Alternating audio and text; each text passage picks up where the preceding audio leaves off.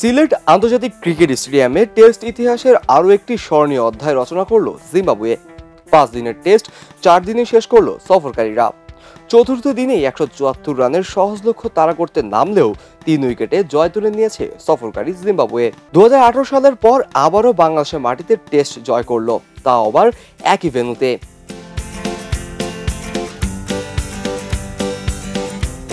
ওয়ালটন আবারও মিলিনিয়ার অফারে ওয়ালটন ফ্রিজ কিনে আপনিও হয়ে যেতে পারেন মিলিয়নিয়ার।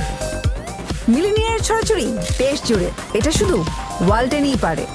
প্রথম ইনিংসে বাংলাদেশ 191 রানের জবাবে জিম্বাবুয়ে 273 রান করে, ফলে 82 রান পিছিয়ে দ্বিতীয় ইনিংস শুরু করে বাংলাদেশ। তৃতীয় দিন শেষেও ভালো অবস্থানে ছিল টাইগাররা। 122 রানের লিড, হাতে ছিল 6টি উইকেট। ক্রিজে ছিলেন অধিনায়ক নাজমুল হোসেন শান্ত 60 রান করে এবং জাকির আলী অনেক 21 রান করে।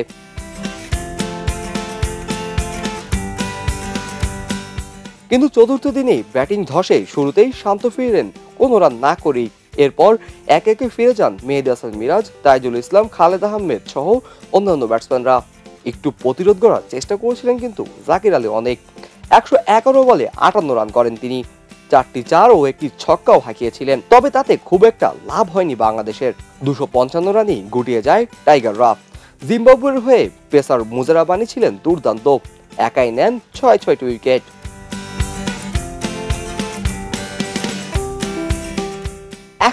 রানের লক্ষ্যে ব্যাট করতে নেমে উড়ন্ত সূচনা এনে দেন ওপেনার বেন কারেন ও ব্রায়ান বেনেট।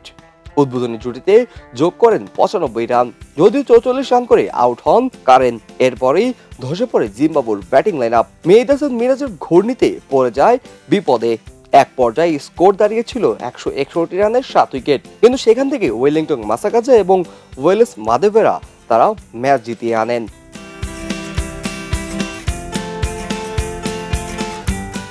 ম্যাচ হারলেও উজ্জ্বলতম নক্ষত্র হিসাবে মেহেদী হাসান মিরাজ ছিলেন অনড়, ঠিক যেন সিপিআর দিয়ে দলকে বাঁচানোর ব্যর্থ চেষ্টা করেছিলেন। প্রথম ইনিংসে 5 উইকেটের পর দ্বিতীয় ইনিংসেও তুলে নেন আরও 5 উইকেট। এটি তার ক্যারিয়ারের 12তম ফাইবার। এই ম্যাচে পূর্ণ করেছেন 200 উইকেট। সাকিব আল হাসান, তাইজুল ইসলামের পর এই কীর্তিতে তৃতীয় নাম হিসাবে রয়েছেন এই বোলার। কাজী মোহাম্মদ আরাফাত, কে স্পোর্টস, খবরের কাগজ। পক্ষপাতের ভিড়ে আজ থেকে কোনো পক্ষ নয়, খবর হবে নিরপেক্ষ। বানোয়ার তথ্যবাদ, খবর হবে নিখাদ।